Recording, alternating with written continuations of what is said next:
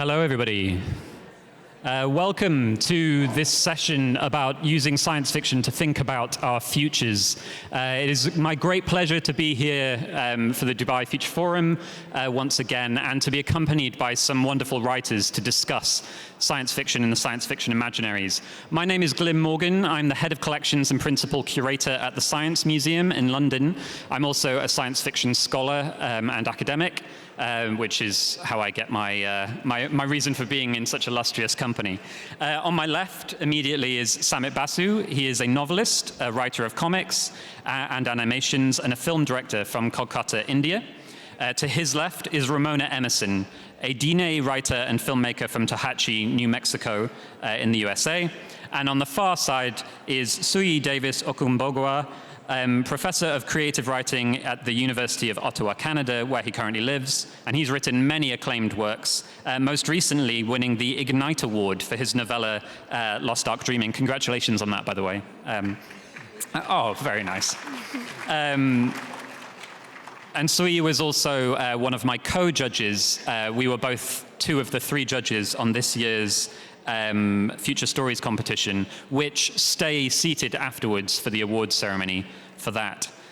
So to get us started about thinking about science fiction and what it can bring to the way that we think about the world, I thought I'd start with Sui and the competition and ask you to reflect on being a judge for the competition and reading the over 200 stories that were submitted to us.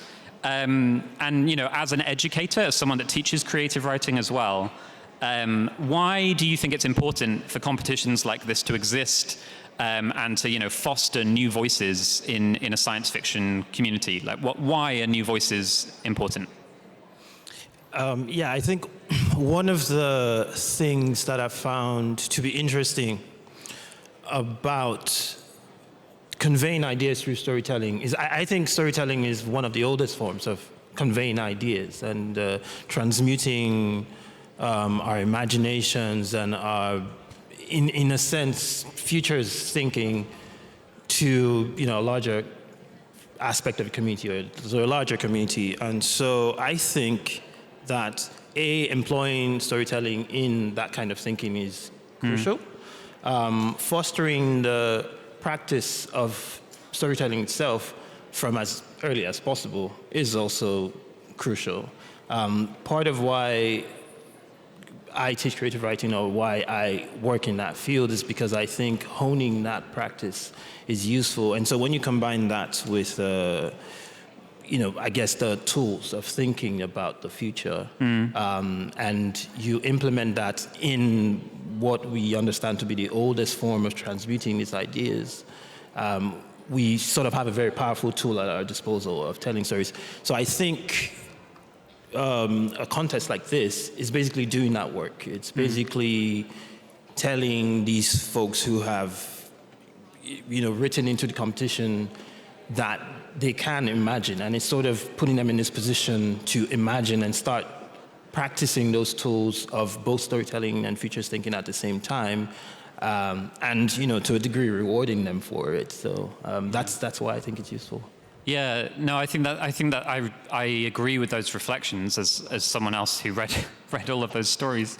And the idea of science fiction or imaginative literature in general as a tool, as a toolkit for thinking about the world differently, I think is where its true value is.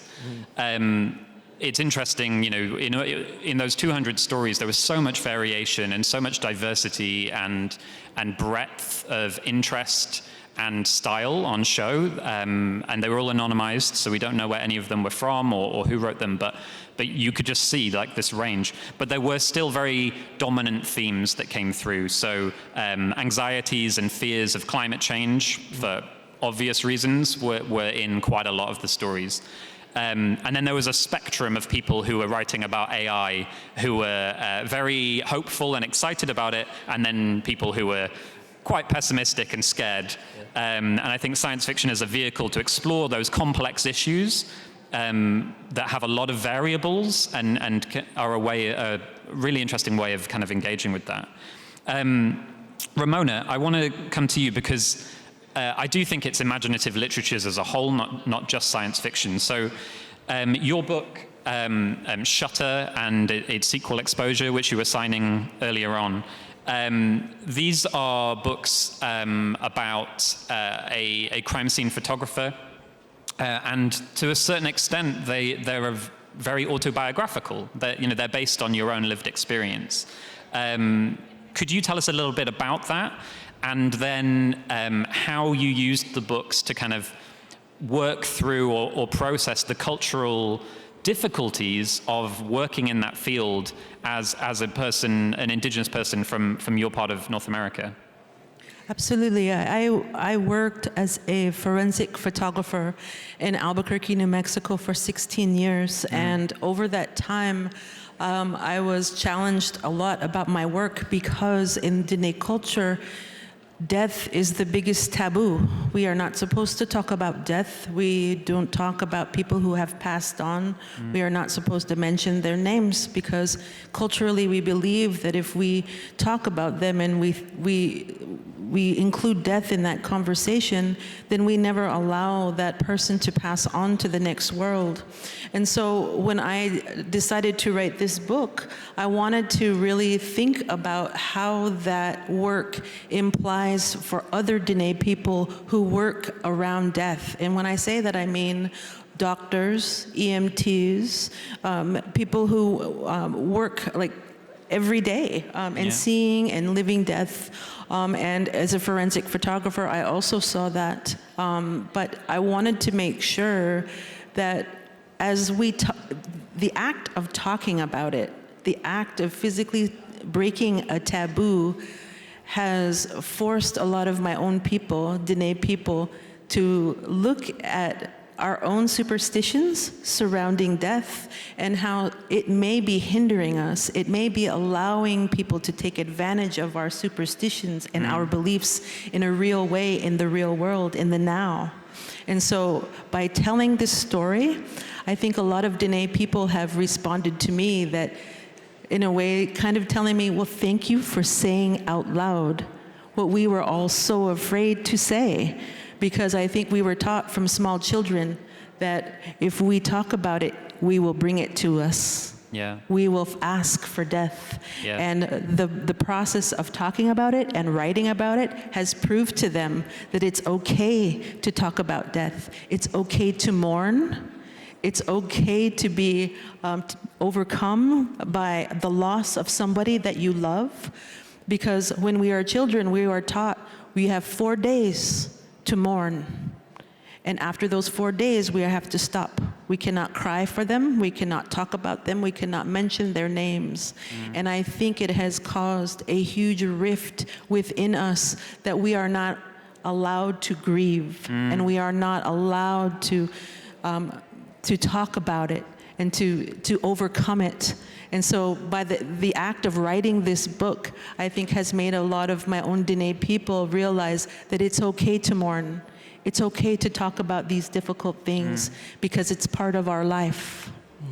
Yeah, because in the book, the main character is very explicitly confronted by death, not only in her profession as a forensic photographer, but because she sees ghosts, and those conversations that she has both with the living and the dead allow you to foreground that kind of debate around death and in the culture.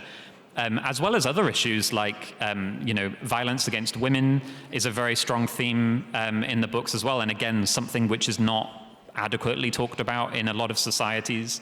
And it provides a platform for that. Did you find that, did you have a moment where you considered writing the book without the ghost stories and making it non-supernatural, or was it always something you thought would help you, enable that dialogue? I think that when I began to write the book, it was very solidly about my experiences as a forensic photographer. But I could see through the development of the story that it wasn't enough. There was something missing still, and I didn't feel like I was fully expressing my thoughts on it. But in my mind, I thought, what is the most taboo thing that could happen to a Navajo woman as a child? Even what's the most vile thing that Navajos would think could happen to you. And that would be that you would hear the voices of the dead, that you would be able to communicate with people on that side of the veil. Yeah. And so when it was like an epiphany, I think one day when I was writing and I realized, oh my goodness, what if Rita could see the people, the victims that she was photographing, and that they were standing right there, able to tell her who murdered them, who hurt them. But then Rita would have to figure out a way to investigate it and take photographs and use the image to prove the case. Yeah. Because you wouldn't be able A ghost told me doesn't hold up in a court right. of law. You can't just tell the police, oh, the ghost was standing there and he told me what happened. And so it allowed my protagonist so much more leeway to develop that from childhood all the way into adulthood and learn how to use it and work with it to bring justice to people who otherwise would not have it. Yeah. And in so many instances in this book and in Exposure, it's always women. It's always about the violence against women in indigenous countries or indigenous communities is something we're struggling with in America even today. A lot of women go missing and murdered, and they just don't investigate it. And so it allowed me also a platform to push that narrative, and through Rita's gift of seeing ghosts and through Rita's gift of photography, she's able to really bring voice and justice to those things and bring education to people outside of my own community to realize what we need and want to do about finding justice. And the idea of writing that kind of story is obviously very novel and unprecedented within the Diné community because of those taboos. Samit, in India, there is a much deeper and longer tradition of writing speculative, imaginative stories that blend myth and fantasy and science. What role is science fiction playing in a country or a community like the Indian community, do you think? Right. With most of the world, I think there's a broader cultural understanding that's evolving now in the algorithm age that, people of this vast geographical region, whether it's India or anywhere else in the world, are not homogenous, which is fairly logical. But and everyone knows this, but there is, the tendency to oversimplify regions like the one we're sitting in now or the one where I'm from. There are so many different kinds of people, and they all have their own scientific traditions, their cultural traditions, their very diverse histories, their conflicts among themselves. So the landscape is constantly shifting, and in a way, the way that the algorithm age where we live now is that there is no one way to see the world. It's all getting fragmented into this vision where we barely know what to believe, what to see, and all of that.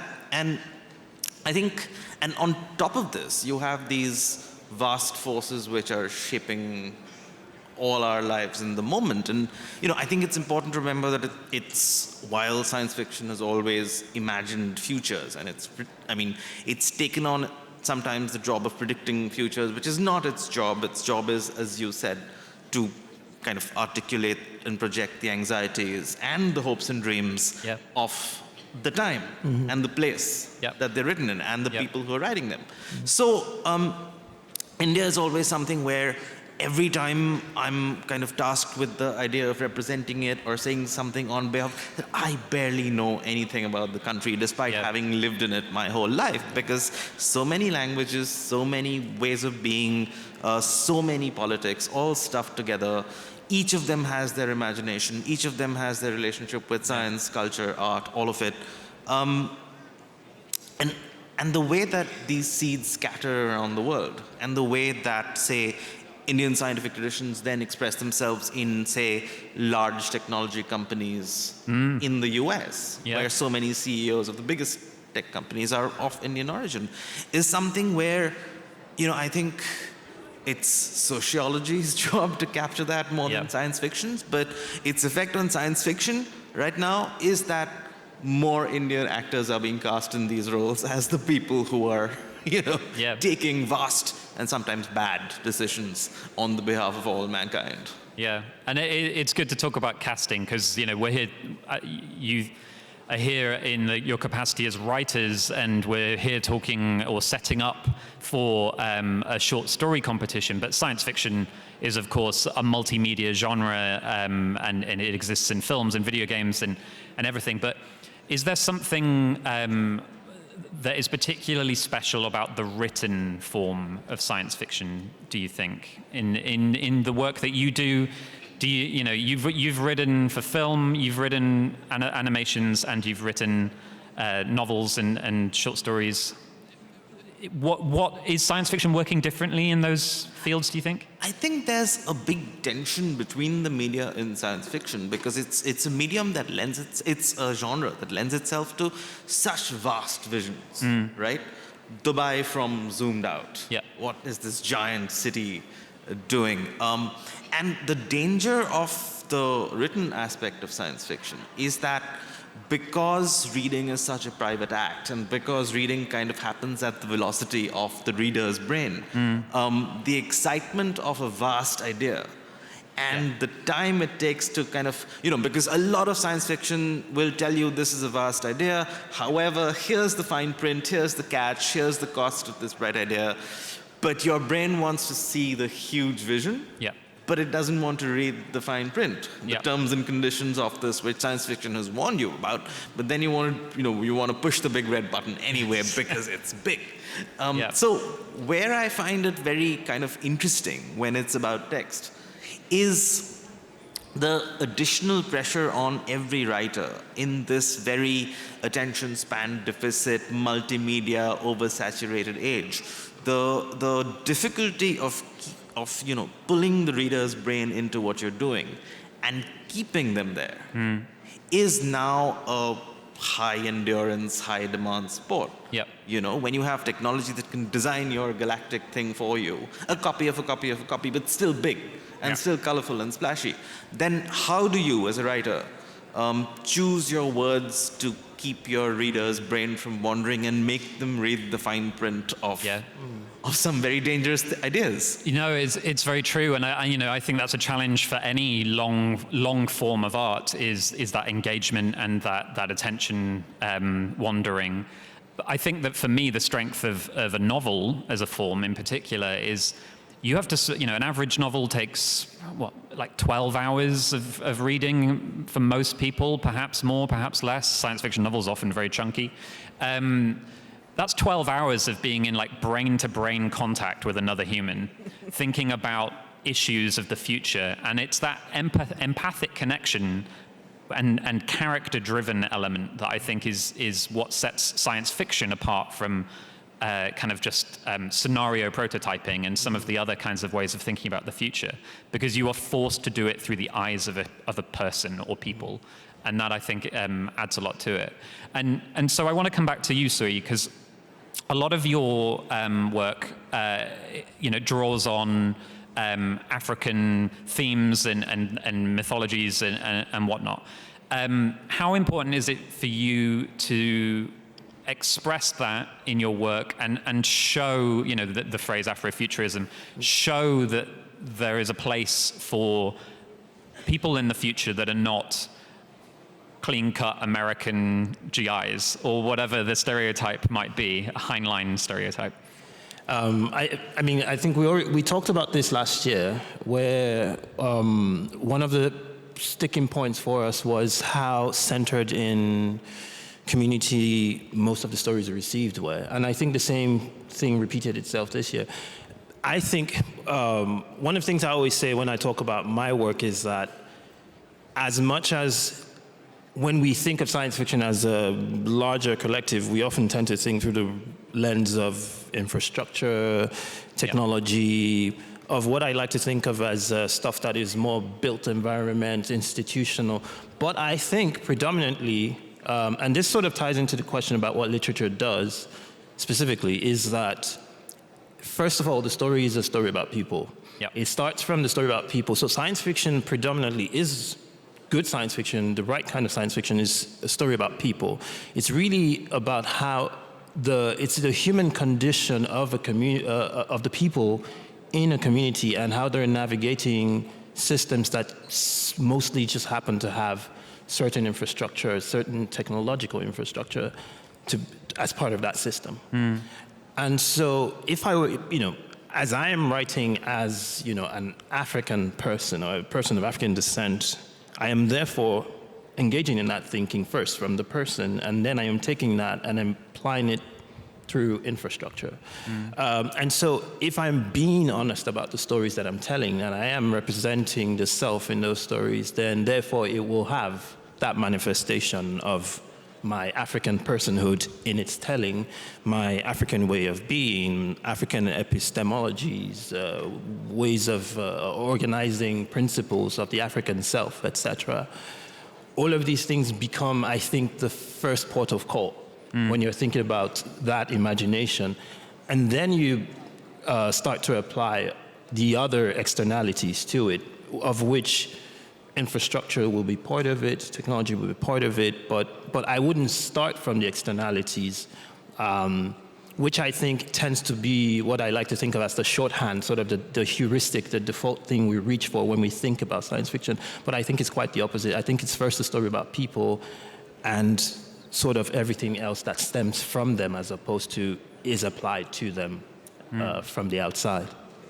Yeah, and I think if we bring it full circle to the impending awards and the competition, I think that is one of the things that I enjoyed most about reading the stories that we read, was seeing all of the writers putting themselves or a version of themselves into their stories, expressing their identities. And it was in a panel earlier on, and I'm really sorry if the person who said this is in the audience, because I didn't write it down, so I cannot remember who exactly to attribute this to, but someone said the phrase about reclaiming the power to imagine our own futures.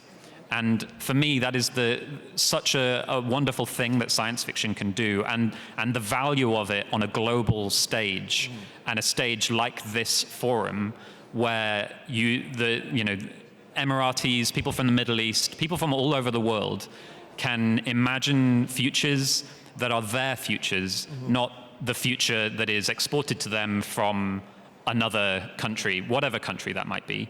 And in science fiction, there is obviously a cultural lodestone of American work, and before that, European, British, French work.